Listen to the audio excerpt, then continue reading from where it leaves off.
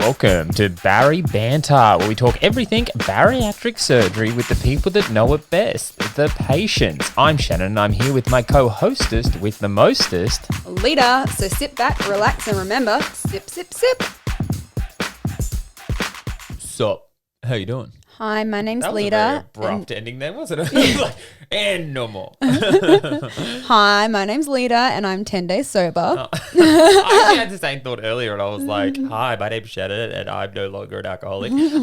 Yeah, dry July. I'm not going to lie, like, I feel more simple.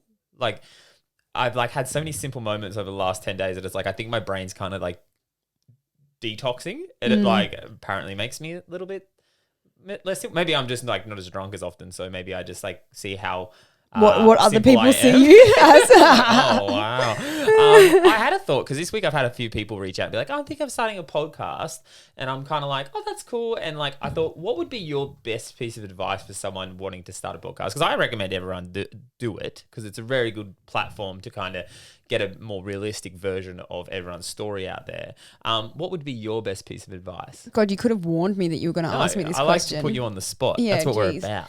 I know that the thing that I was most nervous about when we first started was actually like talking and hearing my own voice. Yeah. So, and you can definitely hear it when you listen back to our first few episodes, just how nervous I was and like my little nervous giggle and all that sort of thing. Like you've just got to not care about what you sound like. I think that comes like with experience though, like doing it more often. Well, it's the same as when I first started doing Instagram. I refused to talk to the camera because I was so like, oh, I don't want to say, like, I don't want to see myself. I don't want to hear myself. So like, it's just progressing, I guess. Yeah, because that's something like with guests, it's always like, if someone comes on and they're like not nervous, I don't think I've had a guest come on and say like, oh, I'm not even nervous, because it is kind of a bit intimidating, not knowing. Like, Yeah. You know, because I think everyone has, especially with Instagram, you can do a story and you can delete it if you don't like it, and you're in control of what is said and like what you put across, where with this you're not in control of it as such, so it's kind of, which is good. That's what I like about it, because like I was literally saying that to Izzy this morning, so we went and did parkrun, and I said I like it more because she was saying with Instagram she sometimes feels like it's you only see what people want you to see, which is kind of hard because it's not a realistic version of what people want you to see. And I said with this, I said the amount of times Alita is like things that I don't really talk about on my story because it's like I still have issues when it comes to food and different things like that, and I'm going through the process of understanding that, but then I'm forced to kind of deal with them on here and talk about it because Alita drops me in it constantly. I throw you under the bus. She's so always often. like, oh, like when you do this, and I'm like, oh, son, like that's kind of one of those embarrassing habits that I'm still trying to work through. But it's also good because it's like it's making me put it out there and make a realistic version, and people get to see the real. Because like with Instagram, like anyone that says like they give an accurate representation, everyone says, oh, I'm real. But they're real to a degree. Like they don't share every little minuscule little thing. Well, about I their haven't life posted and- in over a month because I've got nothing to talk about. Like if I was being real, so to speak, I would post every single day and just be like, so today I farted and it was amazing. But that's the thing, like on Instagram, people are drawn to certain things, whether it's like inspiration or drama, they're drawn to something. And, you know, you don't want to go on there and just be like, hi, just sitting on my couch. Yeah. You know, because no one Cares. Cares.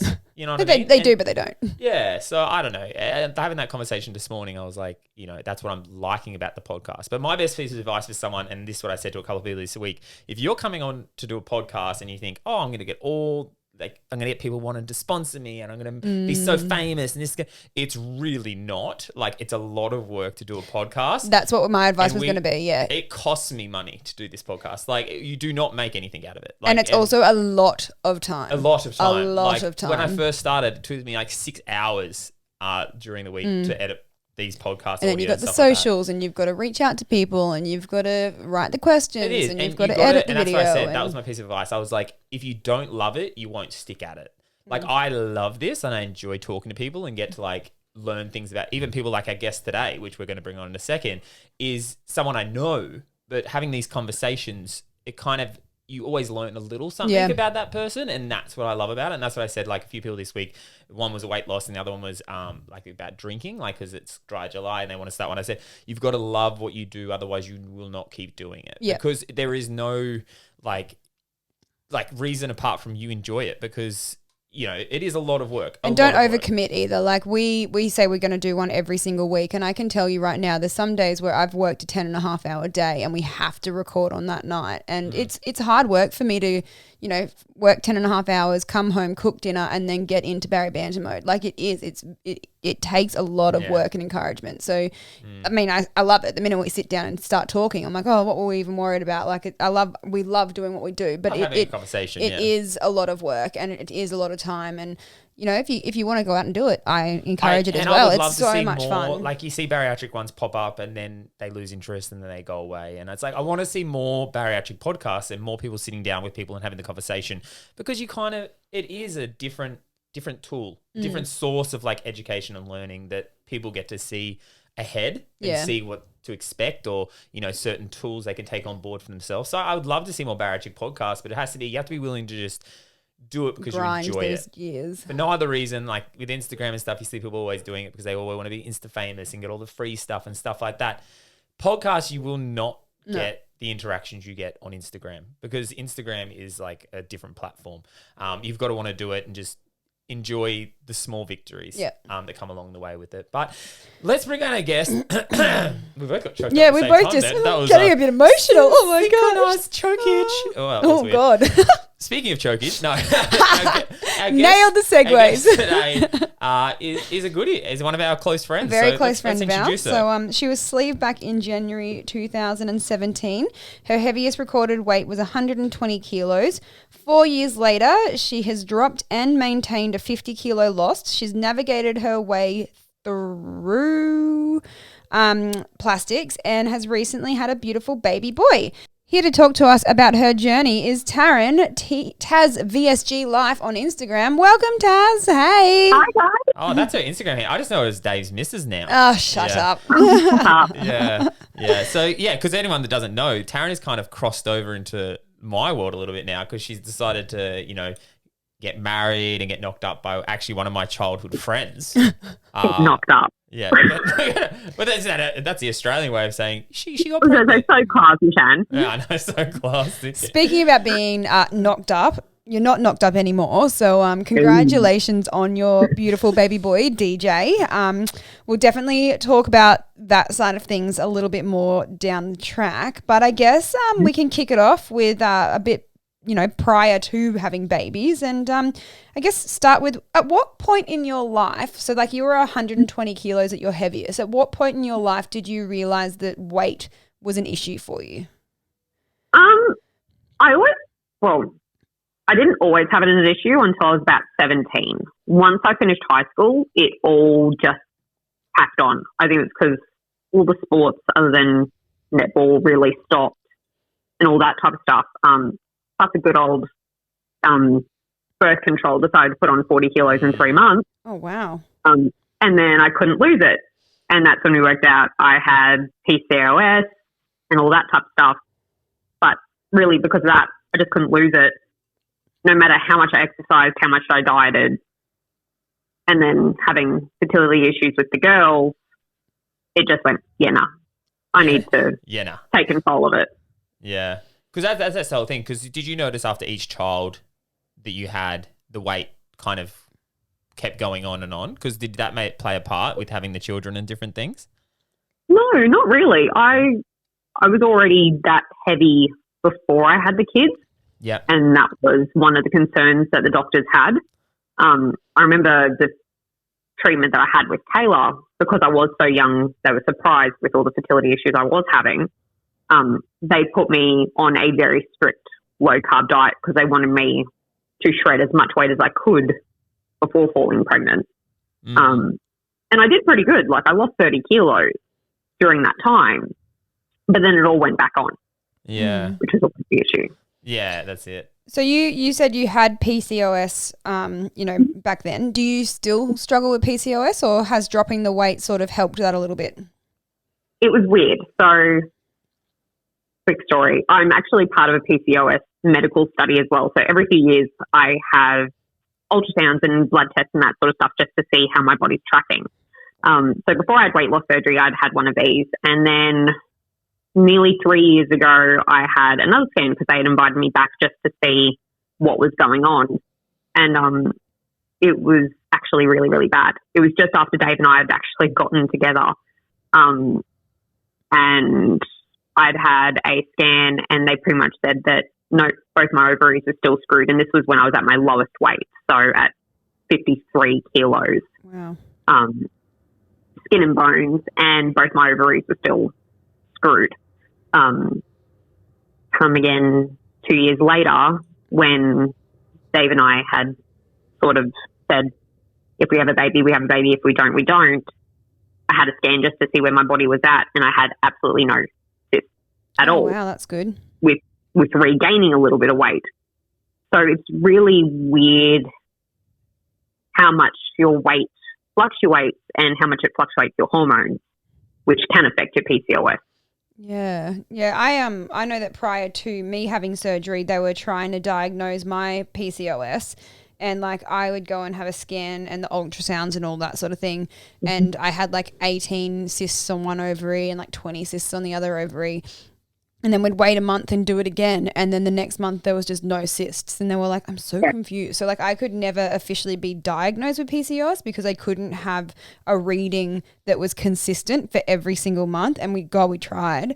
But now since losing the weight, I haven't really suffered from it as much anymore. Like I still get the occasional pain, but it's definitely nowhere near as bad as what it used to be.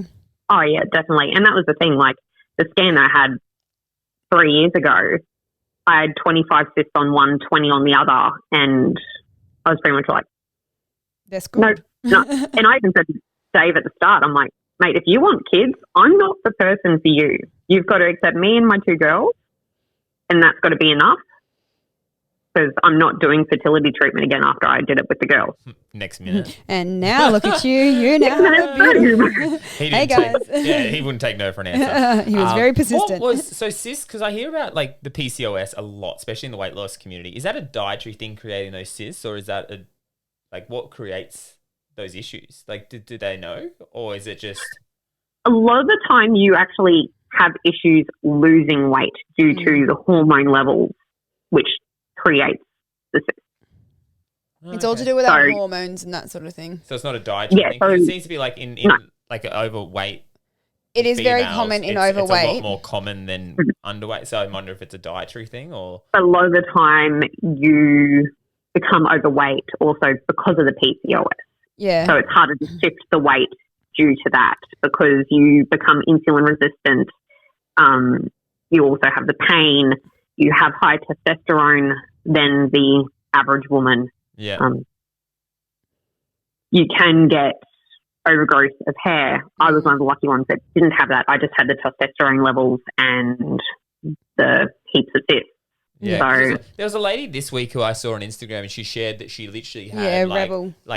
Rebel. Yeah, she had like stubble like underneath the chin, and is that PCOS that causes stuff like that as well? Yep. So it's higher testosterone levels. So there's like there's a girl in the States that full grown beard, all grown, and her back and everywhere. She is amazing. She's the sweetest girl in the world. I can remember her handle. Don shares her a few times as well. Yep. But yeah, her PCOS and her hair growth and everything is out of control. Yeah. But she owns it. She really does. She doesn't give a crap whether she's grown it or not. She's like, if you've got a problem with it, that's your problem. And I love that. That's so great. So like she could have gone down the road of like, I'm just going to hide and not do anything about this. Like she could have been ashamed of it, but I love the fact that she's owning it and just saying, it just goes to show just how like temperamental the body is. Yeah. Like saying that, it's like, isn't it funny how like females can develop more testosterone? Like some guys, like you can't even grow a beard. Well, literally, I can't. I struggle with my testosterone levels. Like I don't know, my estrogen might be a little bit higher than my testosterone or something like that. But like how females can like kind of like their body just establishes more testosterone. There's guys out there who do weights and stuff who inject themselves with testosterone to get more of it, but then a female body can just... The female body is just so complex. It is very complex. It is. And the annoying thing is that when I was sort of getting diagnosed with PCOS, that they were like, if you just lost some weight, it would be great. But then they're like, one of the biggest causes of PCOS is that you can't actually lose weight. Weight. So they're like... Makes you gain weight. It's a double-edged sword. Yeah. It's impossible. Because were you overweight at school, Taryn? Like, have you always been No. bigger? No. Okay, so it was just after No. school. Oh, okay. During school, I was a size 10, athletic, always had big boobs. Yeah, But- always had big boobs. Yeah. But I was a size, my formal outfit was a size 10 top and a size 8 bottom. Wow. So When I it was was, 16. it was almost like your hormones just kicked into overdrive when you sort of hit that age and there was no Yeah. going back from there. I hit that age and that birth control just, Yeah. my body did not like Implanon at all, which is the little bar that you get in your arm. Yeah. And I had it ripped out within 3 months, hoping that the weight would drop off, and it didn't. Yeah. The perks of being a woman. Oh, 100%. So is that where you kind of contribute towards the weight gain? Like, was there anything else? Oh, 100%. Yeah. Okay. So were you Did not help pretty at all. healthy, like in your earliest, like, because you're pretty healthy now as well. Like, obviously we all have our little binge moments and our treat foods and all those sorts of things. But like growing up and through that whole time, were you relatively healthy? Like you weren't necessarily going out and eating McDonald's and Hungry Jacks all the time? And I most definitely wasn't going out eating Hungry Jacks and McDonald's all the time and that type of stuff. My mum actually never had her license, never did, still doesn't. So everything sort of had to be within walking distance. yeah. Have to say, probably getting with my ex didn't help because he didn't really know how to cook. Yeah. So And you guys it were was big, all up to me. you were big gamers too, weren't you? So you didn't leave Yeah. the house a lot, and like, because that plays a No. big part as well. Like, I know that for me was a big vice. And we lived in a share house as well. So share house with uni guys. So Yeah. slightly the party mentality or just the eat quick Yeah. sort of stuff when we first got together. Yeah, because the But- calories in, calories out. Like when you're sitting there and you're drinking a lot of calories and you're eating a lot of Oh. pizza and stuff like that, and then you're just gaming. You're not really moving. And going from high school where I was in a retail job, so I was walking around heaps, Oh yeah, and also playing heaps of sport in school, plus out of school, to then going to a Monday to Friday office desk job where I was in a call center. And you're quite I didn't sedentary leave the my whole desk. time. Yeah, I was to my desk, data entry, all that type of stuff. Of course, the weight was going to go on. yeah. Well, it's even like I think back to like even now because I do exercise so much, it kind of covers up maybe for a little bit of my bad habits that are still there that I'm still trying to work on. Because I remember like even when I was younger, like I was quite skinny, but I used to play golf a lot. I still ate like a asshole, but like I used to work at Domino's and I used to ride my bike home from work every day, but I would ride my bike home from work every day eating a pizza with no hands. Like I mastered being able to ride a bike with no hands just because I wanted to eat a pizza as I rode my bike. And I look back now and go, oh, okay, yeah, Healthy habits, hey? yeah, it started young. My last 2 jobs before I started in emergency services was in a donut store where I met my ex. So free milkshakes and donuts. We'd make sure that we made extra donuts at the end of the day to take home. Yeah. And then I worked in a kebab shop where I'd get free kebab every day. Yeah, yeah, and Like- it's developing those bad relationships early on because like you kind of just if this becomes like, oh, but I used to eat 6 donuts and now I only eat 2. Yeah. You know, I'm doing way better than I used to do. And I think my problem as well growing up is my brain never had an off switch.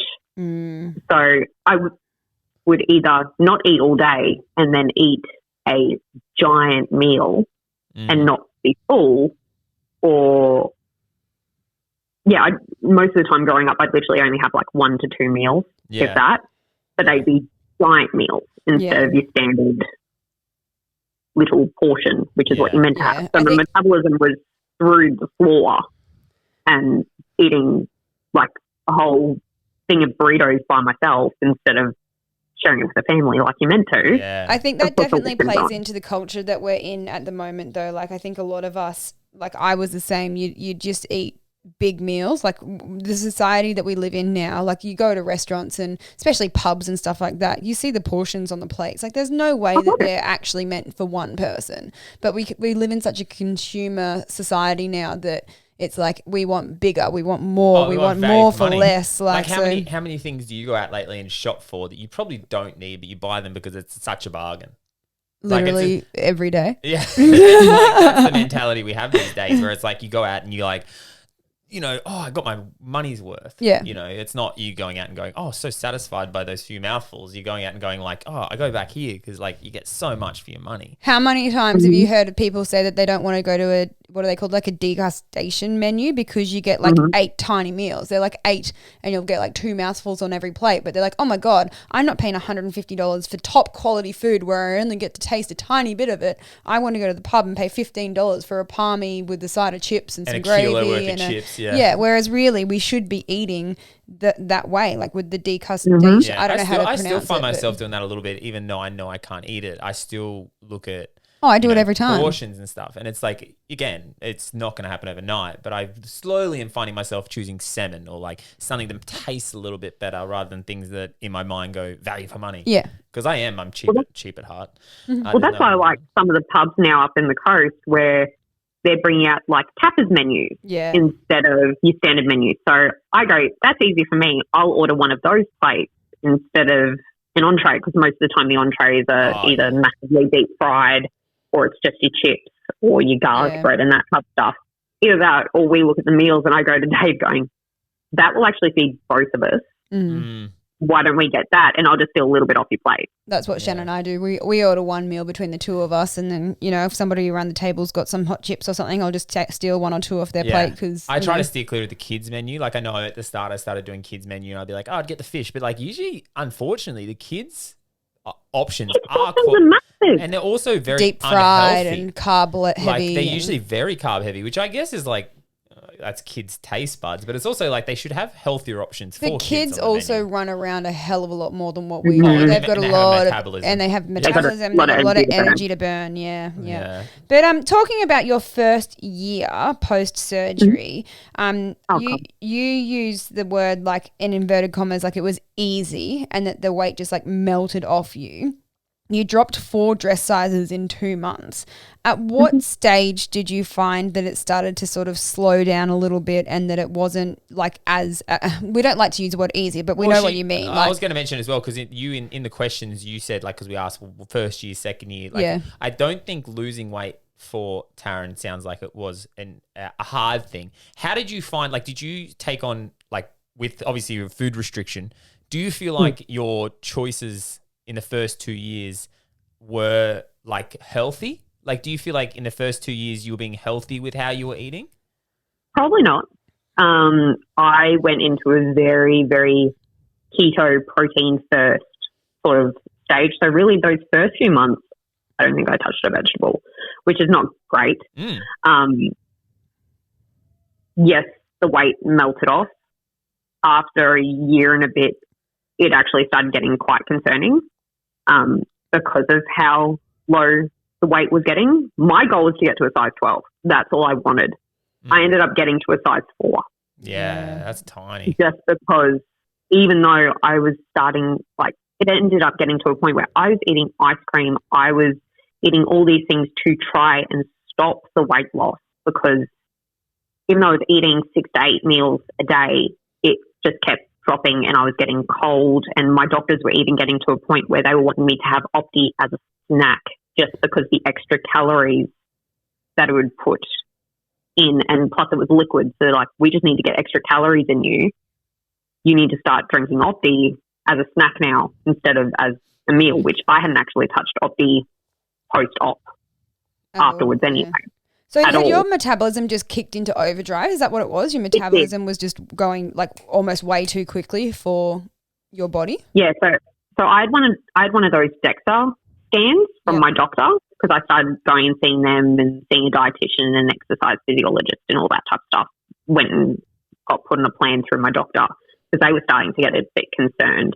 And they did one about 6 months after I'd had the weight loss surgery.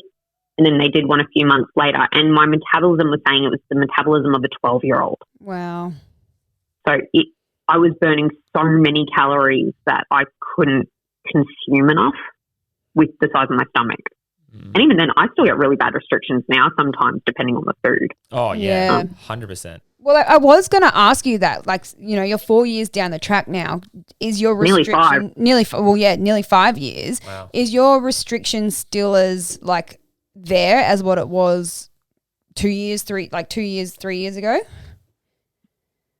Like, it's nowhere near as strong as it was like that first year, but there are still some days, and depending on what the food is, will depend whether I can actually eat it or not. Like, I made risotto the other night, and we've pretty much worked out that rice is not a great thing for me. I get full of it ridiculously fast. I can have like 3 mouthfuls of risotto and I'm done.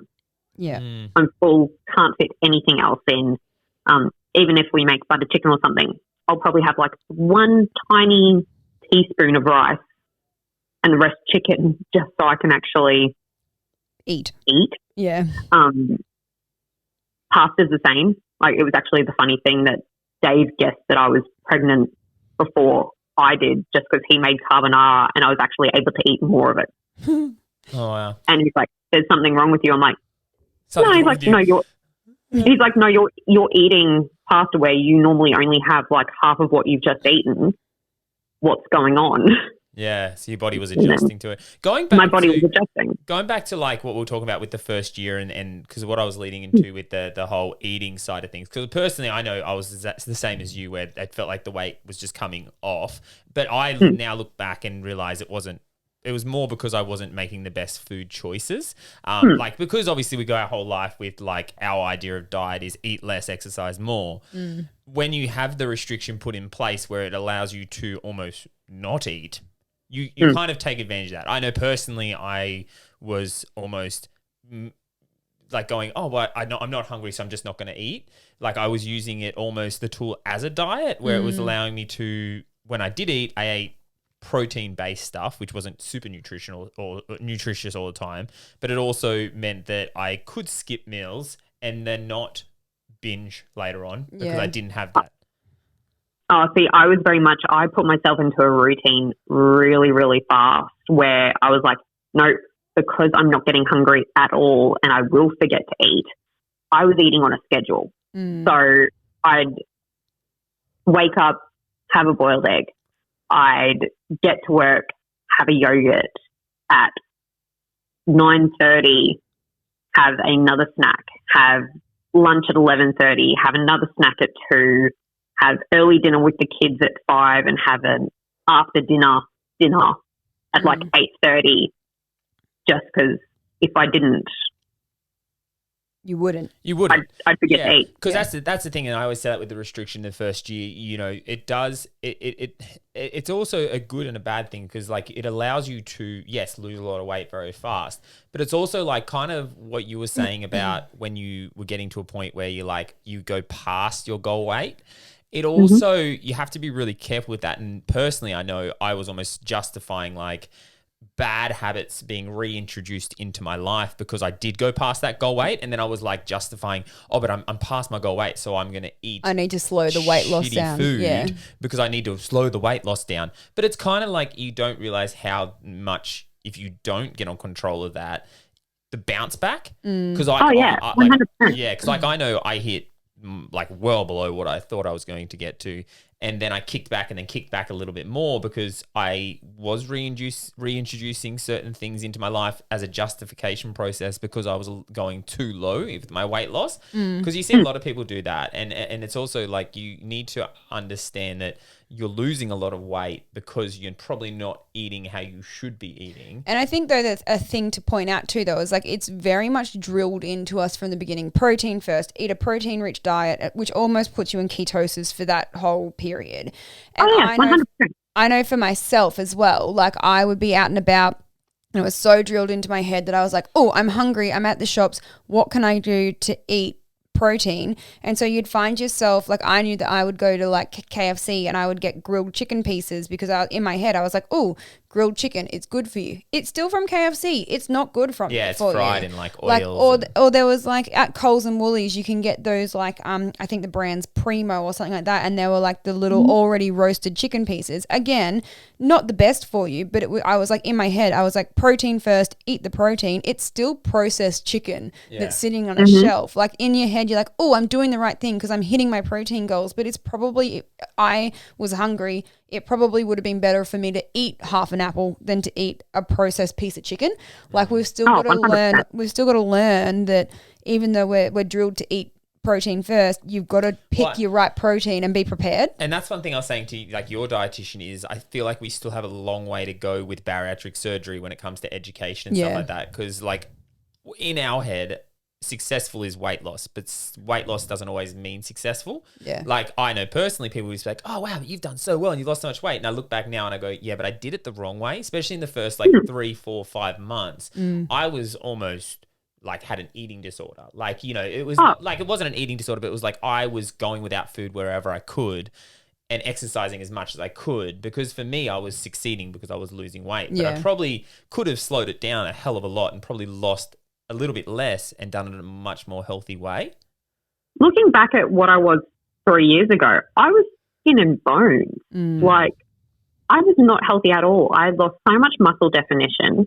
I guess I was probably one of the lowest parts of my life, but I was also at the lowest weight of my life. And there was part of me that's like, I'm not healthy, I'm too skinny. But then there's also that thing that's drilled into a lot of women's mind going, oh, look at the number on my piece, on my bit of fabric. Yeah. I'm a 10 or I'm an 8. And then it started getting to the point where I'm like, I'm a 6. Yeah. I'm a 4. Oh my God, I can go shopping in the kids section. This is actually slightly disturbing now. Yeah. So like over the last 2 years, it's actually probably been good that I've had a bit of a bounce back now that it got to like the 3-year mark or even just over the 2-year mark, and my body started to go, okay, we're going to relax your restriction a little bit, even though there's some days where my restriction's in full force and I can't eat anything still. But to have that gain back of 10 kilos is a good thing for me. I'm not cold all the time now. I'm still wearing the same clothes that I wore before plastics, but they fit better. Yeah. It's just those simple things. Like, you don't need to get to a specific number of clothing to be happy. You just have to feel comfortable in your body. And that's been one of the hardest things to learn, I think. Would you say like stage, like year 3, year 4, like were, I guess, the toughest, but also the most, because like I'm trying to, like what I'm going with it is like, I feel like in year 3 for me, I've had to go through the most learning, because obviously you're getting that little bit of kickback and you're starting to realize, hey, the tool was helping me probably more than I realized. And I'm having to deal with the habit demons a little bit, like where you kind of have to pull your head in a little bit and educate. For me, I think it's actually probably been year 4 for me. Yeah. Because one, the doctors were telling me to regain, but I also had to regain due to my plastics. Because I was so skin and bones, my plastic surgery bounce back wouldn't have been so good as well. So they needed me to gain a little bit of weight so they had some fat to move around if they needed to move it around, and so my healing would have been better as well. How did that help you? How did that affect you mentally though, like being told that you had to then gain weight? It was weird because it was a double-edged sword. It's like in my head I knew that I had to do it, but then there was also that little weight loss demon in my head going, but regain's bad. You don't want to regain. Where it's like, no, I'll actually probably be healthier if I do. Yeah. But it's also how you do it as well. Like with, because one thing I'm very good at gaining weight. Like if I had to gain weight, I could gain it very well.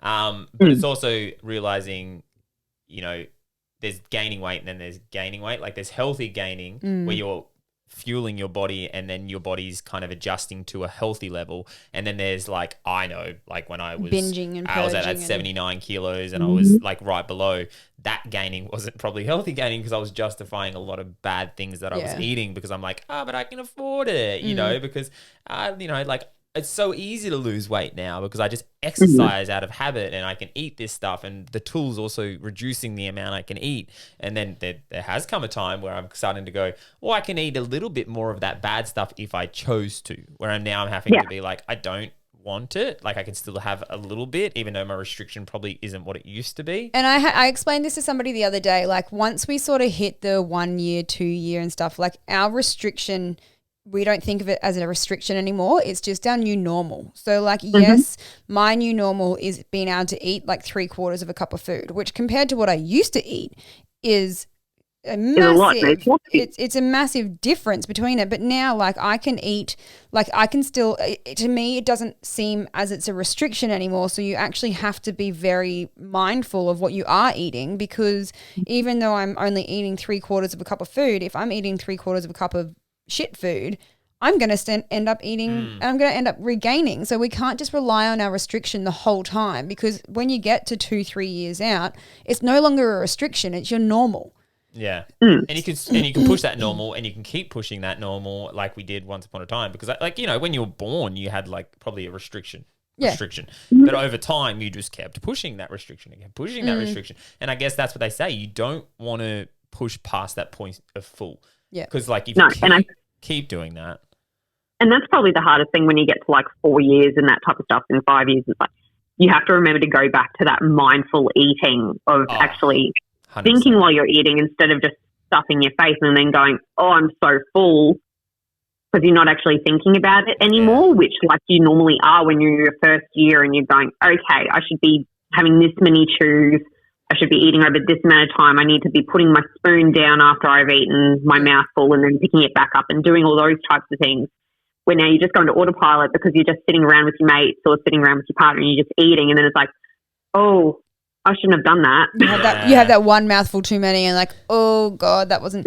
I made pizza. I made burger sliders for dinner the other night. So I make the patties and everything from scratch, and I've started making us on the mini burgers, because we were having like normal size burgers again, and like I would be serving Shannon up 2 normal size burgers, like I know that he can't get through it, but if it's in front of you, you just keep on eating until you've pushed that restriction. So I've now started serving us up 2 like mini sliders with some chips or whatever.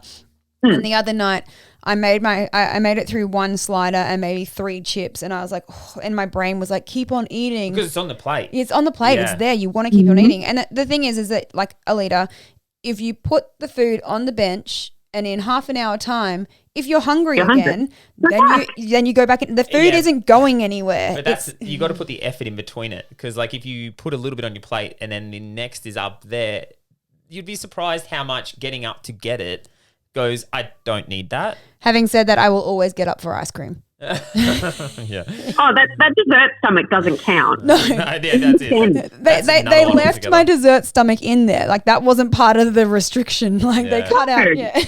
No, it is. And mindful eating, and like you just said before, is a big part of it. And that's a perfect way to put it, is mindful eating. Because if you sit there and you're not watching TV or you're not talking to somebody and you kind of listen to your body pulls you up well before you actually will. Because if you're doing something, you'll be like, no, and then the food hasn't even hit your stomach, and then you're still putting it in, you know? So mindful eating, that's a great tip. Great little tip, because if you listen to your body will tell you when you're full. So you mentioned... and that was the thing. When I was pregnant, I was eating ice cream and everything like there was no tomorrow. Helped that the midwives were telling me to, because I literally couldn't eat anything else. But now it's the whole thing of like, Dave the other day was like, ice cream's on special. I'm like, that's nice. I don't want it now. I don't need it. I don't want it. Yeah. I don't need it. I don't want it. I'm remembering I'm trying to be mindful and not trying to gain weight. Yes, there's a tub of ice cream currently in my freezer right now. It's been there for 2 weeks. I haven't touched it. That doesn't happen in our house. Yeah, let's not talk about that. So before we talk about your pregnancy, prior to pregnancy, you had your plastics. So what did you have done, and when did you have them done? So it's actually nearly been 2 years. Wow, that's coming up on the 25th of this month. Wow. I know, it doesn't feel like that at all, that I had my plastic. So I had a lower body lift, so a 360 lift. I had pretty much a full booty reconstruction. So they actually, instead of removing the back skin from my back, they ended up molding that and then lifting my butt over the top. So they actually created me an ass. So I'm not a pancake anymore. You did say booty. I'm like, is that the technical term? Booty lift? Yeah, she had a booty lift. Yeah. Had a booty lift as well, and they created me an ass. And then I also had a breast lift and reduction, and then implants. Breast lift, because that's everything, isn't it? Did you have your legs? No. Or is that part of the boot? Okay. And your arms? You haven't had your arms? No. Okay. So just like the torso. The plastic surgeon didn't recommend my arms because they weren't too bad. I was lucky. Because you would have ruined your tattoos, clearly. Well, I didn't have the tattoo then. That came afterwards. And how did you find your recovery from plastics compared to your recovery from sleeve? It's funny because my surgeon thought I was a maniac. I was back to work after 3 weeks of having like plastics. I did Hell's Gate at 5 weeks post plastics, or while still in my compression gear. Aren't you meant to wait like 6 weeks before you do anything? Maybe. Advice. I have a ridiculously high pain threshold, like an insane high pain threshold. When I came home after gastric sleeve, my gastric sleeve surgeon didn't give me any pain relief at all. Yet the person who I was sharing the room with got a giant bag of pain meds and all this type of stuff. And I remember when she got given it, and then the nurse came to me with my Panadol. And I went, no fair, that's not fair. I went, where's my drug? And my gastric sleeve surgeon went to me, he's like, I know you're good with pain. I can read certain people and I know that you're going to be fine. Don't worry. I'm like, okay. Same with my plastic surgeon. He was surprised by, like, I got let out a day early because I was doing that well, even though I went home with a drain still. He's like, you're moving around, you're walking, you can do all the standard things that you need to do, go home. The worst thing was Jake kept trying to make me laugh the whole time while I was recovering, and that hurt. Nobody tells you laughing hurts so much after a muscle repair. Oh, yeah. I think laughing probably hurts more than sneezing or coughing. How dare you have such a funny partner? I know, damn. Gosh. I know. So note to self, do not go to see comedians after having your abs. No. Yeah, okay. That's noted. Especially if you have a partner that decides to moon you on the day he brings you home. I wouldn't be laughing at that. Yeah. we know who your partner is. That's it. So, like, Taryn finds buttholes funny. Noted. Well, no, it didn't help that I was doing an Instagram story at the time, and all of a sudden I look up and there's an arse. Oh, yeah. Nice. But turn the camera around. No. The rest of the world doesn't need to see Dave's butthole. It's pretty funny. But like the breast lift wasn't bad at all. I seriously think the hardest part of the recovery was the muscle repair, and I was still recovering with that year later, and that was probably why one of the reasons why my pregnancy was actually so hard as well was due to that. Yeah. They also sort of say the T-scar at the back of a 360 lift can be one of the hardest places to heal as well. I was lucky I didn't get a separation, but quite a few people do. Oh, I just got goosebumps at that. The thought. But my plastic surgeon is very, very particular and very pedantic. Like, he'd even be happy if I come in there and I'm like, I'm not happy with this. And he's like, okay, let's go fix it. Mm. So after having a muscle repair on your stomach, how long after plastics did you fall pregnant? We worked out it was just before my 1 year plastics anniversary that we fell pregnant. And did you just said that you said your pregnancy was affected or was quite hard, and do you think this was because of your muscle 100%. There's a couple of things during my pregnancy that were hard that weren't due to that, but there was most definitely part of it that I would not recommend at all to get pregnant after plastics. And was that just especially after a muscle repair? Because you're like, obviously during pregnancy, your stomach is meant to stretch and it's meant to grow with the baby. You've just gone and like not even 12 months beforehand, you've gone and you've essentially taken all the elasticity out of your muscles and you've like tried to sew them up so they don't move. Did that impact the growth of little DJ at all, or was that any concern? Or there was most definitely a concern, so I had to go for quite a few extra scans. They were worried that he was measuring small, but that was also because I couldn't keep anything down. My stomach wasn't expanding the way a normal pregnancy stomach does, so I was still flat. Even at 39 weeks, I could still suck them in and have an absolutely flat stomach. Lita, you know, you were with me when I went and bought my wedding dress. I went wedding dress shopping at 31 weeks, which totally freaked the bridal person out. She was like, "What do you mean you're pregnant? Like, and you're like 38 weeks pregnant, like, and you're still fitting into size 12 dresses. Like, what is going on?" Yeah, it was insane, especially because wedding dresses a lot of the time are 1 to 2 sizes smaller. So it was insane. But yeah, my stomach wouldn't expand, so they were worried about that. And then I think 2 days before he was actually born, I ended up having to have another ultrasound because they thought he was only measuring at 34 weeks instead of the 39 he was meant to be. And also because he couldn't expand out, he was expanding up, which meant that I couldn't actually really get any food in to nourish him, to make him bigger and that type of stuff as well, because anything that I would eat would come straight back up. So I was very sick. And so your midwife's recommended you to go on like a super high calorie diet, hey, just so that you could try and whatever you could keep down, it was at least feeding the baby as well as you. At 36 weeks, they were practically going to me going, eat as much ice cream as you can, because we need you to, one, fatten up the child, and ice cream melts. So hopefully it will get into your stomach instead of you vomiting it back up. Did you have DJ naturally or did you have a C-section? Naturally. Okay. Because was that like, because obviously would there be complications with having a C-section after having your abdom done? Like they did sort of say, so there was a risk that because of my pregnancy that I had with Paige, I actually hemorrhaged with her. So there was concerns that would possibly happen again with DJ. And we did bring up the factor of possibly having a C-section, so there wasn't that risk. But the head obstetricians really, really recommended not doing that due to my plastics because they were worried about absolutely ruining my stomach if that was the case. They were like, yes, we could still go along the same scar, but if we have to go up to separate the muscles to get the baby out, we're practically cutting open everything that your surgeon stitched together, which they didn't want to do.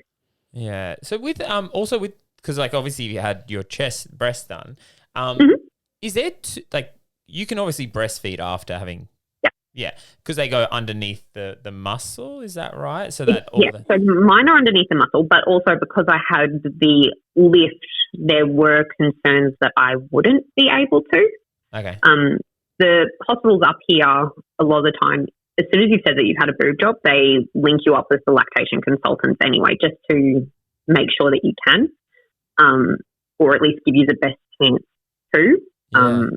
Because with any breast surgery, you don't know what they've cut in there. They might have accidentally disconnected the duct. Yeah. Or like even there's just all those types of things. Like hit something too hard and like made it more, temperamental. Yeah, because that's what I was like, is that something you need to like, is that, because obviously if someone was out there and they're thinking of having kids after having their plastics, is there something to be, is there a certain way to go around certain things to make sure it doesn't affect? Or is there certain like boob jobs that work and don't work? Like, I don't know how. There is less of a risk if you go under the muscle than if you go on top of. But there is always a risk with any surgery that they're moving and cutting things that could disconnect certain natural things that make them work properly. I was lucky and I had absolutely no issues at all, but there is always that risk.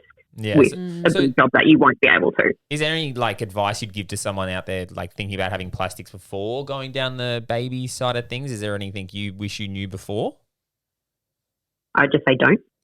Oh really? Wow, okay. Yeah. So like in hindsight, do you like, not that you guys were really necessarily trying to fall pregnant that soon. I don't know if you were or not, but do you sort of wish that you had waited a few more months for your stomach to have been do you think that would have made a difference, or do you just think that just in general after having that muscle repair it was just if harder? You were going to have a muscle repair, do not do it before having a baby. Like if you're literally just going to have a tummy tuck, it's no muscle repair, go to town. You'll probably need to get it fixed if that's the case.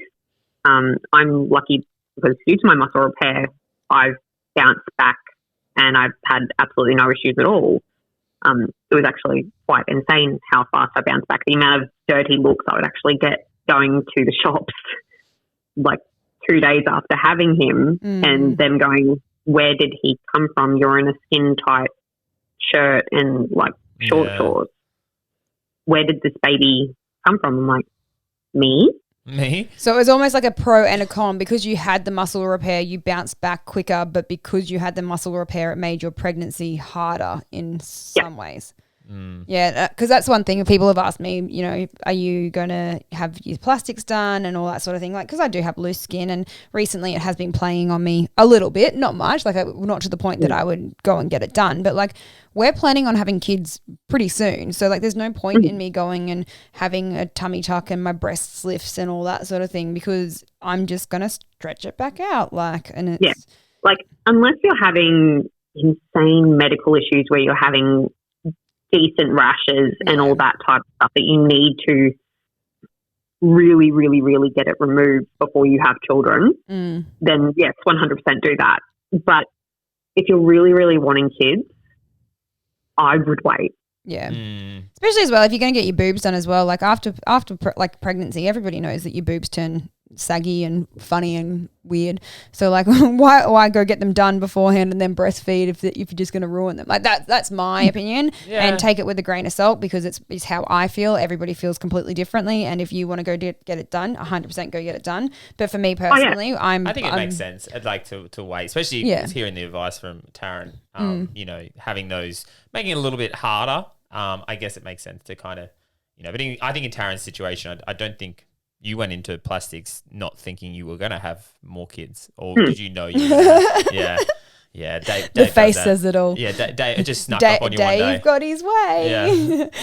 So talking about like how well you have bounced back after pregnancy and all that sort of thing, how's your body dysmorphia going? Because you like along the ways you've struggled with body dysmorphia after pregnancy and plastics and all that. How are you going with that?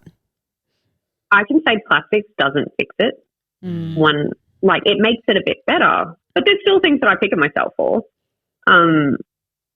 Like, I have to say though, after pregnancy, I like my stomach more because it's not as tight and it's got a tiny little bit of stretch, which is nice natural. Now. Yeah. It feels more natural. Yeah. Same with the boobs, like they feel more natural. They still sitting up where they're meant to be and all that type of stuff. I can still not have to wear a bra, which is nice. That is the one perk of the boob job. Just be like me and have small boobs and don't wear a bra anyway. It's fine. But there's like, I wasn't expecting my boobs to get this big. With my surgeon, I just wanted to go, I just said to him, like, just make me a D cup, just refill them and it's all good. My body decided it liked the implants and decided to just keep growing. But like, I still get things that I pick on myself for. Yeah, I still have jiggly bits in my back and like my legs, and I think my legs are probably the thing that's annoying me the most at the moment. But that's just because they're a little bit more jiggly than what they were before I was pregnant. But that's also because I couldn't exercise when I was pregnant because I was in that much pain with my hips that I physically couldn't. So now it's just trying to walk a lot more since having him and exercising again and trying to get back into that routine. Lots of walking the weeks that I have the girls. Yeah. There's nothing else to do in Brisbane. Do you find as like time goes on and like, you know, you have a surgery, fix the boobs, you have a surgery, fix the bum, you have a surgery, fix the abs, you become a little bit more like, because this is kind of where I find myself. It's like you fix one thing and then it makes you almost more critical of yourself, because I'm sure if you went back like 5-6 years and you told that Taryn you could look like the Taryn or be the Taryn you are now, you would have been like, oh yeah, in a heartbeat, you know what I mean? Like if you put you in front of that Taryn, do you feel like because you become more critical of yourself as time goes on, or no?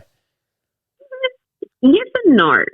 I think sometimes, like, yes, 100%, I think I'm a bit more critical with certain things. Like my back, I'm definitely more critical of now, where my surgeon actually offered to do the bra line lift as well when I was going and seeing him. But he was like, he pretty much said to me, it would be a nice to have, not a need to have, because my skin wasn't that bad there, where he's like, you can have it if you want it. If you don't, you don't. And I'm like, I'm going to have that many scars on me. I don't want another one to add to the list.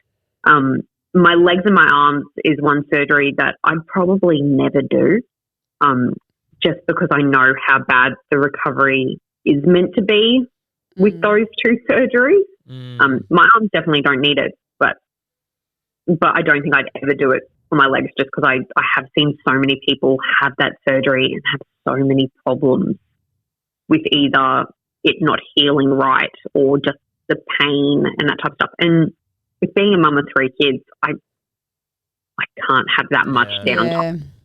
Because I think it's I think that was probably one of the things that got me moving so fast after having my body lift and that type of stuff, because I still have to be a mum. Yeah, you still have to go back to being a full-time mum. So you have like even though I had Dave there to help me, and we had literally just moved in together the weekend before I had my plastic surgery.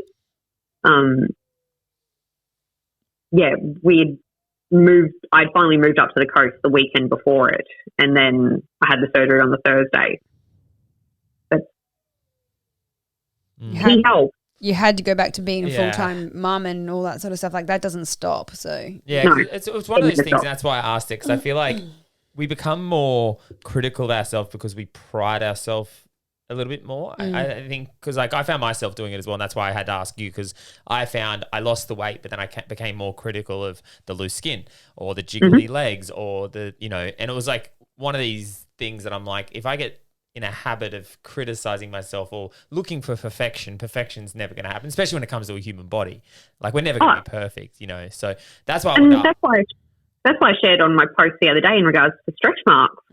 Like, they're always going to be there. No surgery was ever going to be able to remove every single one of my imperfections on my stomach. If it was going to, I'd literally have a scar underneath my ribs to get rid of them. But now I'm learning to love those flaws. And I think it helps that I have a partner that loves them as well. Like, Dave didn't want me to get the plastic surgery. He loved my jiggly skin. It drove me nuts, but he loved it. Because I think that would play a part too, especially if you were like a female, like a single female. You'd be like, oh no, but I need to look a certain way for my validation. Partner. So I think those maybe go hand in hand, where if you find a partner, like, with a leader, she may not be as inclined to want to have surgeries and stuff because she knows I look at her and think there's nothing wrong with her. So she's like, I don't have to now look a certain way for my maybe one partner down the line. Going back into the dating pool after separating from my husband 2 years post-op was one of the scariest things I could have done. Just because I'm like, I'm jiggly, I'm this, I'm that. Plus the fact that I had been with my ex-husband since I had just turned 17, and then I was 28 going, okay. No, I was 29. Going, cool, let's do this. Yeah, it's daunting. It's daunting. Yeah, because it is like, we live in a very shallow world these days. So I definitely, for a female, like, guys can kind of be a bit douchey when it comes to like appearance and stuff like that. I think females are a little bit more like they look at the physical to start off with, but they're more likely to overlook the physical, where males are a little bit, I guess, a bit more, not as shallow. I'm not going to say shallow, because females are quite shallow. It's just females won't say it where a male may. Will, and kind of bring a female down in that aspect. So, I don't know. It's one of those, going back out into the single world would be, Well, I guess for me as well, though, like, of course, like, my legs are jiggly. I've joked a few times about getting a calf lift because my calves are like, they're probably like, I don't know if that's a thing. It is a thing. You can get a thing. You can get a calf lift. Of course like, it is. I can't wear skinny jeans, or like, I can only buy so inconvenient. a specific kind of boot because my calf muscles are just so big. Wow. Not my calf muscles, sorry. To wear those boots too. But like, there's things about me, of course, that, I've been, as I said before, I've been playing with my loose skin on my stomach now, and it's become more sort of like, I've noticed it more. But then if I decide to get rid of it, what's the next thing that I'm going to notice and want to get rid of? Like, I'm content with where I am at the moment. I know that my partner likes me for who I am. I know that I like me for where I'm at the moment. The minute that I start changing things, I'm going to be like, oh, well, okay, I've changed this now. Now what can I do to keep going, sort of thing? There's always going to be something. Probably a hard thing after plastics too, because you do get used to playing with your excess skin. It's like, even though you hate playing with my legs this whole time. Even though you hate it, it becomes a sort of comfort as well. Yep. and it's something that's like you don't even notice that you're doing it, and it becomes like a little comfort blanket sort of thing. So when it's chopped off, you're like, what do I do? What do I play with now? What can I just fidget with? We know what you played with because you ended up having a kid. So, well, it's funny because Will actually said that at the beginning of in episode 3 or 4 when we had Will on. He actually said that he went through almost like a remorse. He almost went through like a depression afterwards because he didn't have that. Like he said, when he used to go to bed, he used to lay in bed and play with his loose skin to help him go to sleep. And then after his plastics, he didn't have that anymore. So his coping mechanisms, he had to change. And I can guarantee every single time I'm in my car driving, I play with the loose skin on my legs. It's just what I do. I just sit there and I grab it and I pull at it. I do it subconsciously. It's weird. But I couldn't imagine getting in the car and being like, oh, what do I play with now? And that's the thing. Plastics won't ever fix body dysmorphia. No. That's something you need to process yourself, because if you don't, then you're just going to want to find something else and then, I can do this. 100%. Oh, let's get these injectables. Let's do this. Let's do that. And then you're never going to be happy. It's the reason why I've never got Botox, because I know that I won't stop. Once you pop, you can't stop. Yeah, once you inject, you can't stop. Yeah, it is. It's a very, I think you kind of have to go through that whole don't get stuck in the appearance factor. Because, yes, losing weight, your appearance changes. People, that's the weird thing, and I read a thing about that the other day. People really, go, oh, well done, congratulations on losing weight, but it's why is losing weight considered a congratulations? Yeah. Especially Well done. because sometimes you shouldn't be congratulating someone for losing weight because they haven't done it the right way, or they haven't done it healthy, or maybe they've been really ill, which is why they've lost weight, but people are congratulating them going, you look amazing. Yeah. Yeah, it's funny how that, because I read a thing and that's exactly what this post was saying the other day where they were talking about it. It's why in society is it considered a congratulations to lose weight, but it's not considered congratulations to gain weight? Yeah. And I'm it's true, because different situations, losing weight may not be the best thing, but it's also, you can get that validation through people being well done, losing weight. And then you're well, what's the next thing? I want people to look at me and go, oh, your nose looks amazing. Oh, your boobs, they're so amazing. You can get stuck in that validation process of needing it and always looking for what could be the next thing. It should be congratulations on being fit and healthy. Oh, healthy, Congratulations on being healthy. Congratulations on achieving things that you're putting your body in a good position. Yeah. And it explains it through that. So, well, having said that, talking about putting your body in a good position and moving forward, what's next for Taz? What's your goal? Where do you want to be? Tell us in 5 years' time, what do you want to be doing? Far out, 5 years' time. I'll have another 3 kids. No, God, no. That shop is shut. I think we've discovered. Dave's going to go get the snip. I think we discovered, you may not have control over that, because it sounds like you were no babies, and then Dave's well, I have other plans about that. There's never going to be another one. That's just not going to happen. Taryn, you're 2 cocktails away from another baby. Let's be honest. No, that's why you have birth control that lasts 5 years. Okay. Well played, Taryn. Well played. Exactly. But no, I think my biggest thing now is I'm trying to look for my fitness goals. So I'm wanting to get back into sport and do all those type of things. Probably the biggest goal for us is one, we've got the wedding coming up in a couple of months. Yay. And then probably the next big thing after that is probably buying a house, because I'm sick of the rental market. I miss owning a house and being able to put a hole in the wall if I freaking want to. And just finding my new normal. Being a mum with kids in 2 different cities is a bit hard. Yeah, and that's it. But, and not being about the weight loss and, actually just enjoying what you have now. Yeah, and that's the thing. It's finding the new normal, but also still, weight loss is always going to be a part of my life. I've got this tool. I need to remember that I've got the tool and use it to its potential, even nearly 5 years down the line. Don't want to abuse it and that type of stuff. But now my biggest goals are my fitness goals. So trying to gain that again, even running a 5K would be nice. I actually put that down as one of my goals.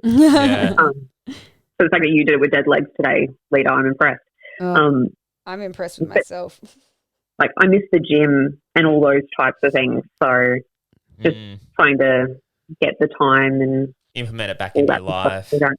Mm. Yeah. You'll do it. I have full faith that you'll do everything that you just listed just then. Yeah, I think it's a very good way to look at moving forward. Speaking of moving forward, what would be biggest tip for a newbie just starting out on this bariatric journey? Biggest tip for a newbie. Take everything with a grain of salt. Everyone thinks that they've got the best way for the weight loss and all that type of stuff. And you've really got to use what works for you. Plus the fact that water's heavy. Drinking water's still a struggle for me 5 years down the line. Wow. But yeah, my biggest thing is everyone's got their own point of view when it comes to weight loss and what's the best way to do it. Listen to your nutritionist. Listen to your weight loss surgeon. I personally couldn't do that. And listen to your body. Yeah. Because I can tell you right now, personally myself, my body runs off low carb a hell of a lot better than it does full carb. Yeah. Always has. I've got way more energy when I do it. So I'm going back to what works. Do what works for your body, really. That's the biggest. Yeah. And try not to like you said before, find your find your way, because I think sometimes we can get stuck in, oh, this person's got a lot of followers on Instagram, or this person's done really well weight loss wise, so I'm going to listen to what they have to say of how I should do my process. But like you just said, then you've got to find your way. It's like listen to a whole heap of people. Take one thing from this person that do that thing. Take one person from this. Like, implement like one vegan night a week or something. So go look at Kirsty, little Audrey's page and go, cool, that meal looks awesome. Let's make that our meal for the night. Or go look at Terry's thing. Take everything and find what works best for you. Yeah. That's it. Your puzzle's made up of your pieces, no one else's. I think it's that's very sound advice, Taryn. Love it. Yeah. Anyone think you're like almost 4 or 5 years out from? How did you say 5 years? Almost 5. Yeah. I'm 4.5 years. Oh, wow. 4.5 years post-op now. 4.5 years out from weight loss surgery. You've done extremely well. You should be very proud of yourself. You landed yourself a pretty good dude. You know, I'm not friends with bad ones, so you did pretty well in that aspect. Thanks, Tim. Yeah, that's all right. Yeah. Anytime if anyone else wants to, I've got a few more. No, actually, I haven't got any more single friends. I was about to say, no, you don't.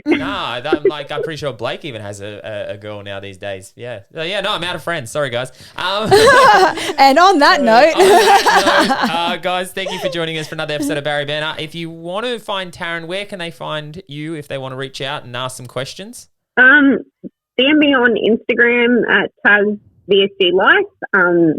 I'll literally answer anyone. So any question, any person, any questions, send it in. There's a challenge, guys. Reach out to Taryn and ask a really awkward question. I'd love to hear about it. But anyway, that is another episode of Barry Banter. Well, yes, that is another episode of Barry Banter in the books. We hope you got a little something from that one. Head on over to Facebook or Instagram and check us out, or go to baribanter.com where you can watch past episodes, give us feedback, and let us know who you want to hear from next. We love you all, and as always, please stay beautiful.